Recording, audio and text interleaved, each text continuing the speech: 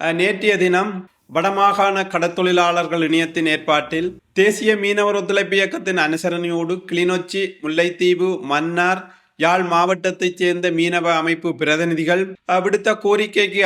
அமைவாக வன்னி மாவட்ட பாராளுமன்ற உறுப்பினர் செல்வம் அடைக்கலநாதன் அவர்களின் ஏற்பாட்டிலே பாராளுமன்ற கட்டிட தொகுதியிலே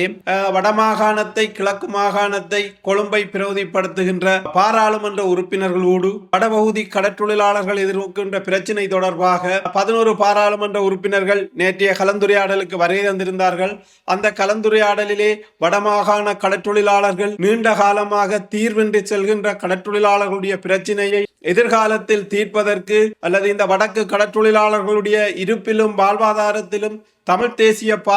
கட்சிகள் கரிசனை செலுத்த வேண்டும் என்ற அடிப்படையிலே நேற்றைய சந்திப்பு ஒழுங்கு செய்யப்பட்டு மிக சிறப்பாக அமைந்திருக்கின்றது. இந்த இலங்கை இந்திய மீனவர் பிரச்சினைக்கு தமிழ்நாட்டு அரசாங்கத்தோடும் மத்திய அரசாங்கத்தோடும்